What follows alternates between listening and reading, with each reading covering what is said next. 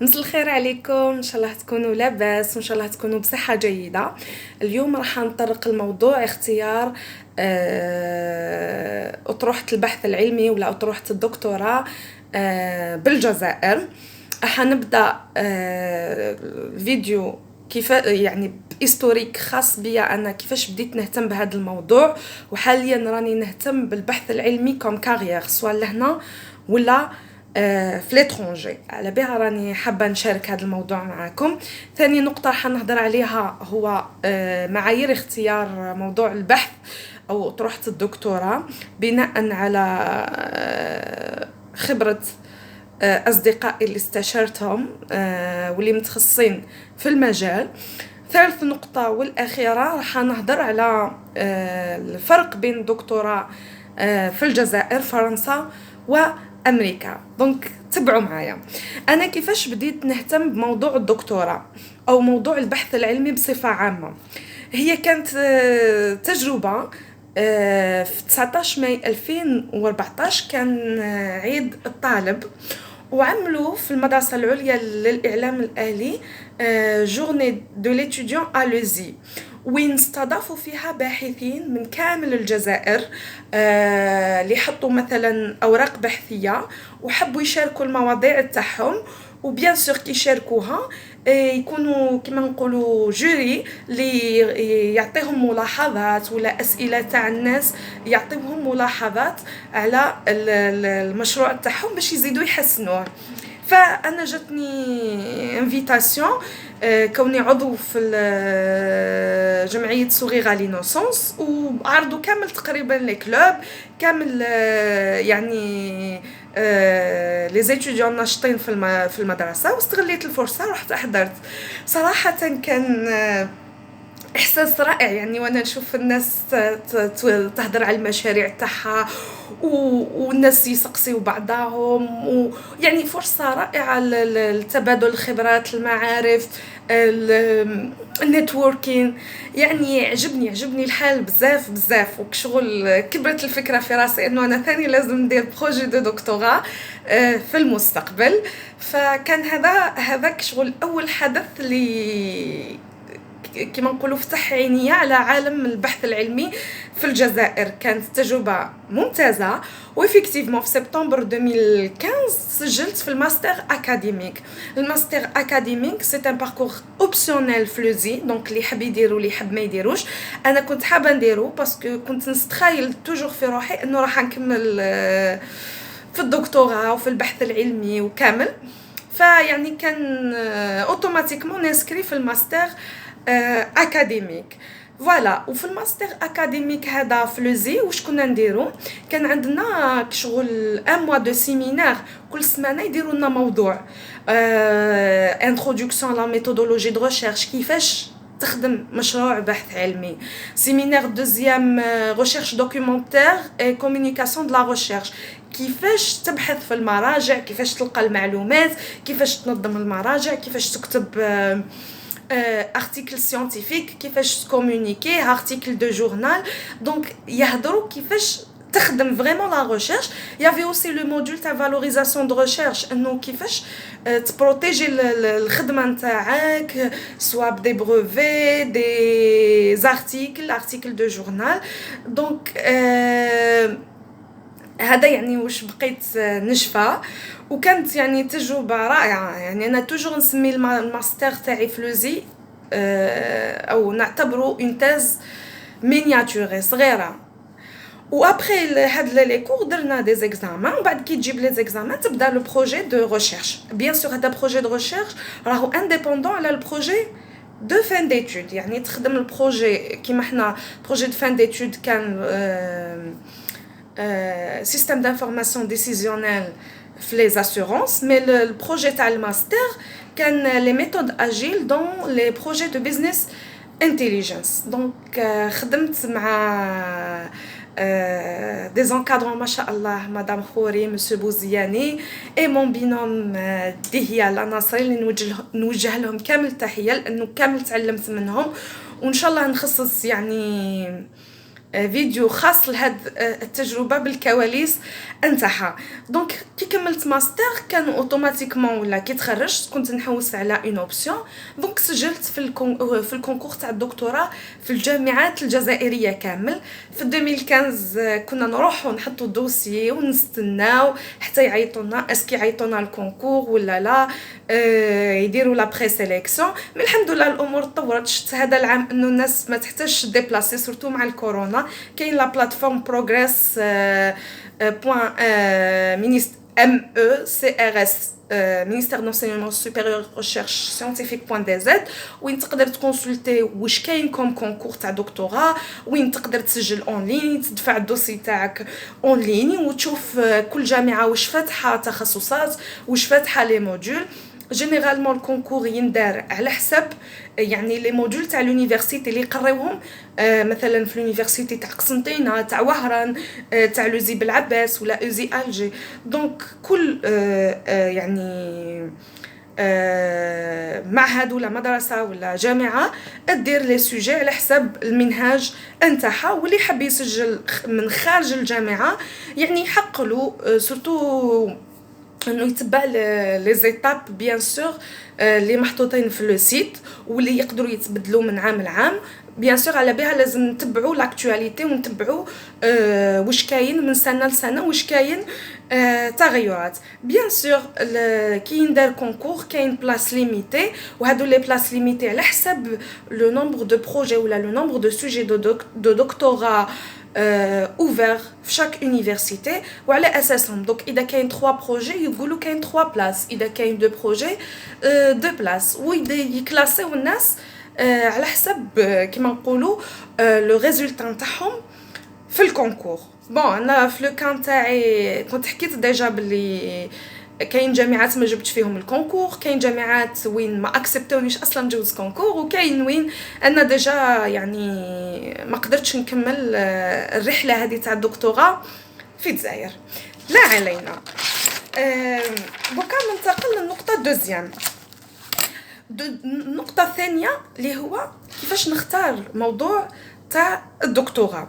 اولا حبيت ننوه انه المشاريع العلميه تختلف على المشاريع البحث العلميه والتقنيه، تختلف بطبيعتها على المشاريع البحث العلمي اللي في العلوم الإنسانية.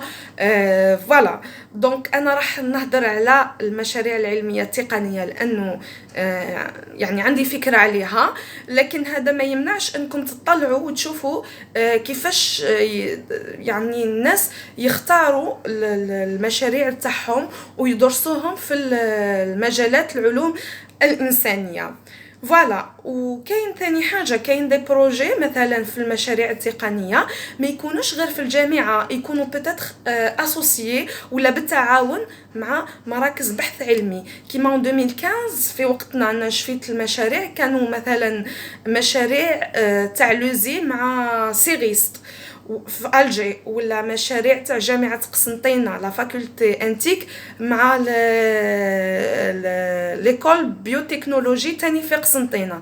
فيقدروا يكونوا مشاريع بلوري ديسيبلينير، جوغ ما فيهمش بلوري ديسيبلينير من حيث التخصص ولا من حيث يعني الهيئات ولا المنظمات اللي يخدموا معاهم. يعني ما يكونش عندك ما تكونش تابع الجامعه واحده ولا المركز واحد، فيقدر يصرى تعاون. دونك هذه نحكي في لو كا اللي شفتو تاع الزميلات تاعي وصحاباتي في 2014 وبيان سور كانوا هاد المشاريع يعني اللي كنت انا بوستوليت باش نجوز كونكور ونكون زعما غوتونو.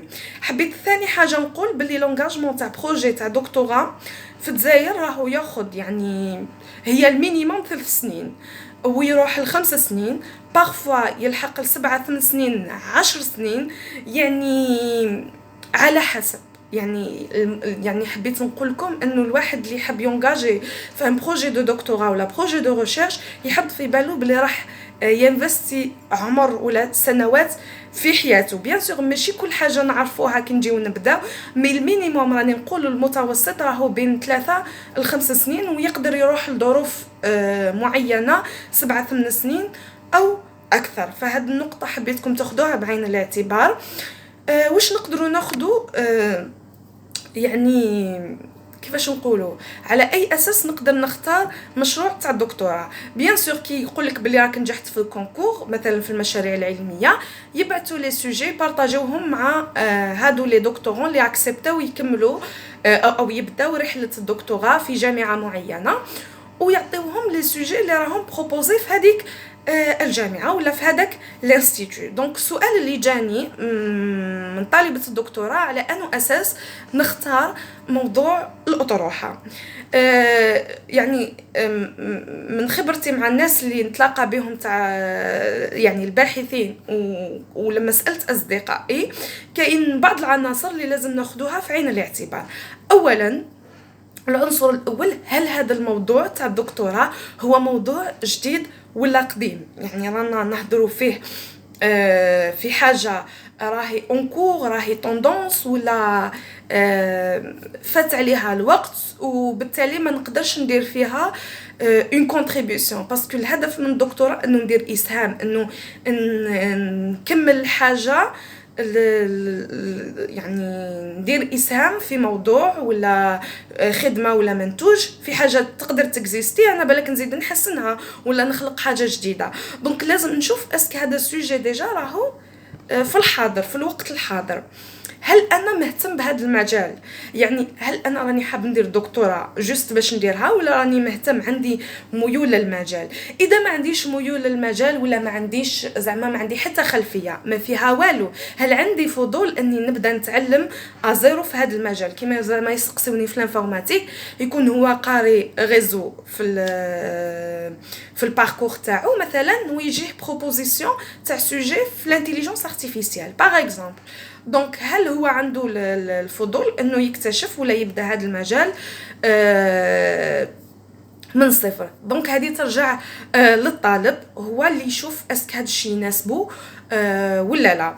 اكيد كاين هل يعني العامل الثالث، هل يوجد كما نقولوا مراجع؟ هل كاين كي نحب نبحث على لا بيبيوغرافي اللي متعلقه بهذا الموضوع نقدر نلقى؟ هل كاين دي باز دو دوني، كاين دي زارتيكل، كاين دي ليفغ اللي يتحدثوا على هذا الموضوع؟ ولا كيفاش راح نبدا كما نقولوا ليطا دلاغ باش نبدا؟ باسكو بحنا نبداو ان بروجي دو ريشيرش لازم نشوفوا واش ندار ديجا في هذا الموضوع.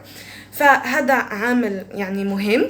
العامل الرابع هو الاختيار لونكادرون ولا ديريكتور دو تيز اللي راح يرافقنا خلال هذا المشروع. هل هذا الديريكتور متمكن في المجال، يعرف في المجال، عنده خلفيه؟ هل يقدر يسويفي مثلا لي دكتورون تاعو؟ ماشي كامل الدكاتره يعني لي ديريكتور دو تيز بالمطلق ملاح ولا ماشي ملاح، يعني كاين كي شغل لي ديريكتور دو تيز لي ولا دي زونكادرون سمعتهم سبقتهم، دونك تقدروا تعرفوا لي زيكو عليهم. كاين اللي يكون عندهم تضارب في الاراء، واحد يقول لك مليح واحد يقول لك ماشي مليح، دونك تقدروا تسقسيو الناس اللي خدموا معاهم ديجا. كاين كيما قلت لكم ناس تلقاو عليهم اجماع، كاين ناس تلقاو عليهم تضارب.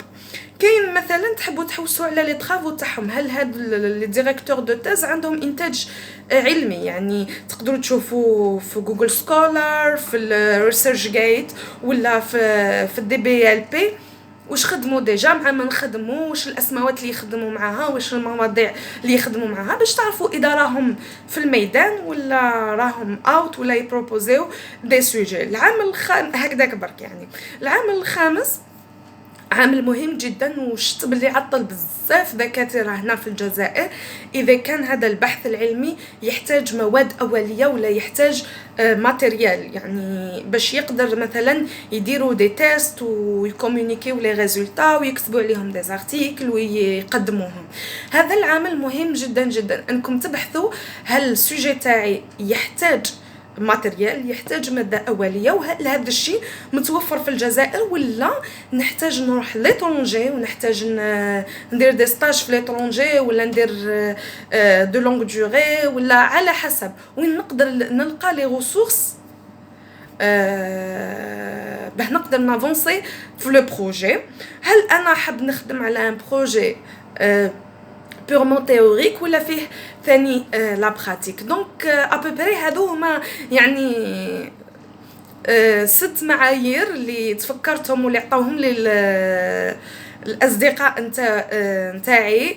يعطيهم الصحة دكتور ريما أوشان، دكتور صابر أوشان، ودكتور هشام حدو بندربل اللي ساهموا معايا في إثراء هاد النقطة.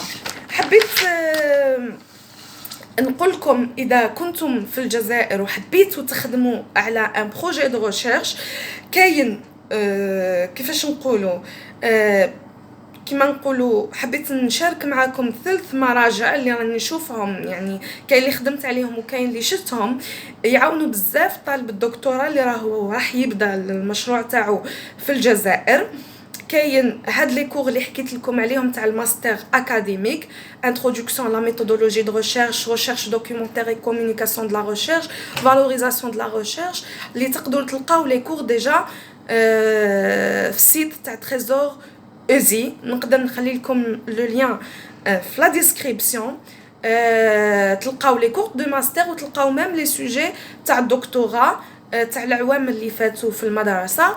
واللي يحب يوجد لو بروجي دو ريشيرش خصنا زعما نعرفوا كيفاش نبداو نديرو بروجي دو ريشيرش، باسكو كاين كي نهضر مع لي دكتورون كاين اللي ضاع لهم وقت بزاف في العوام الاولين، عام الاول دوزيام تروازيام، هو يحوس كيفاش يخدم لو كومون ماشي لو بروجي، كيفاش يدير ان بروجي دو ريشيرش، كيفاش يعرف العقبات، الحقوق تاعو كدكتور، الواجبات تاعو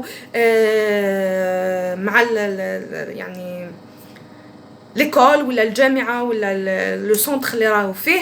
فهذا الشيء كامل خص الانسان شغل نعرف كيفاش ندير ريشيرش قبل ما نبدا لا ريشيرش. وبيان سور كاين حوايج ماشي لازم نعرفوهم في الاول، كاين اخطاء نديروهم بيان سور نتعلموهم مع الوقت، لكن هذا انك تعرف كيفاش تنقص عليك الوقت هذا ما كان توبتيميزي.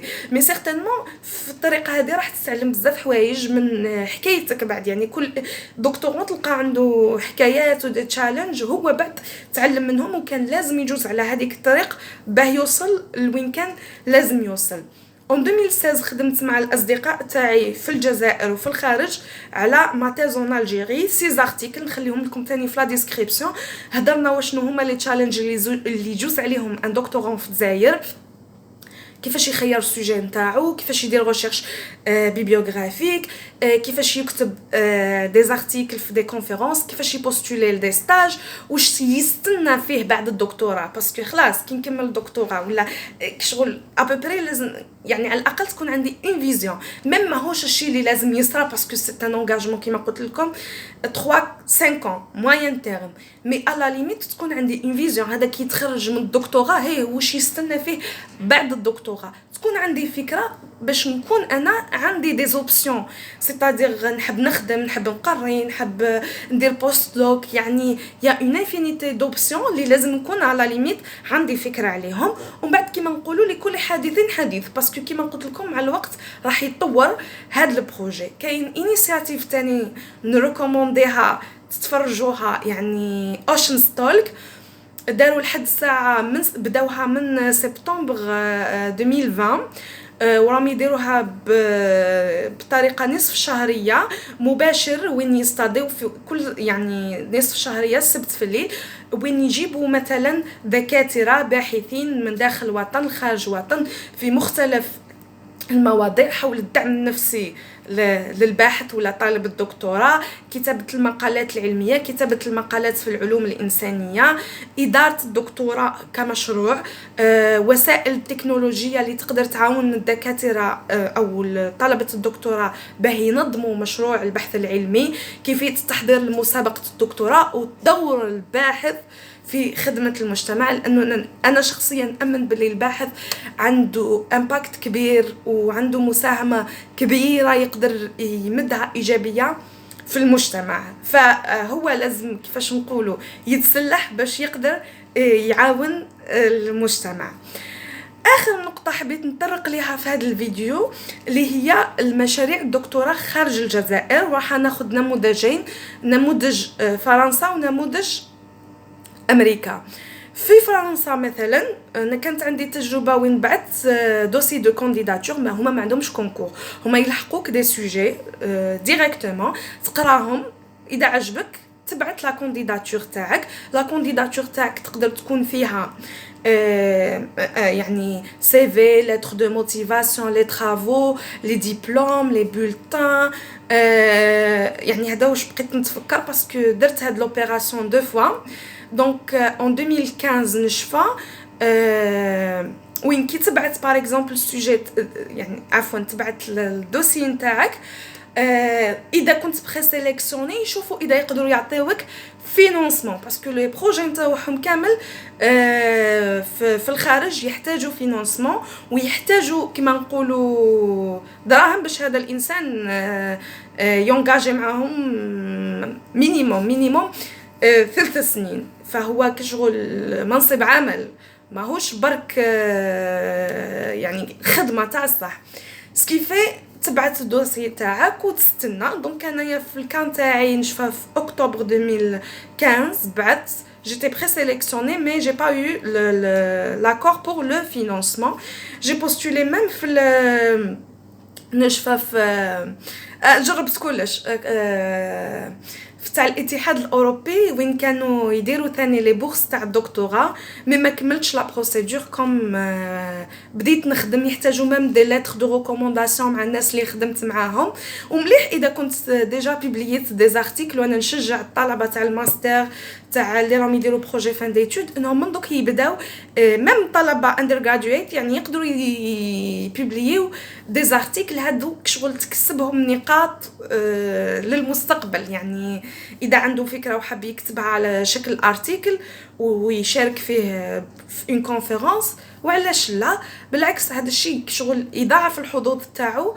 اذا حب مثلا يشارك في دي تاز على لترونجي.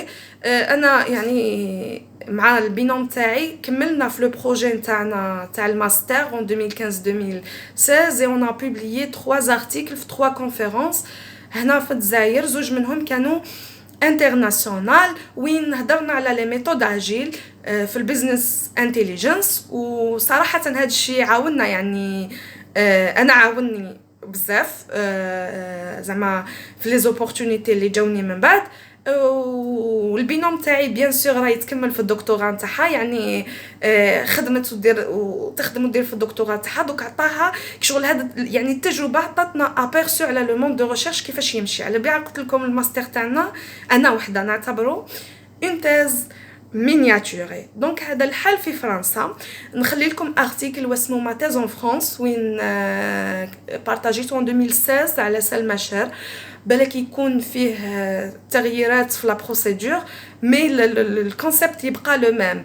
وكتبت هذا الارتيكل بالتعاون مع زملاء سابقين ليا بالمدرسه العليا للاعلام الالي اللي كانوا داروا لي تاز تاعهم هذاك الوقت في مختلف الجامعات الفرنسيه ليون باري ليل.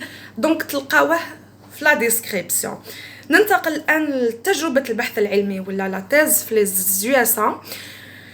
في USA تكونتاكتي لي لابو، تكونتاكتي لي ديريكتور دو تيز، تكون قاري لي زارتيكل تاعهم، تكون شايف ابوبري واش يديروا.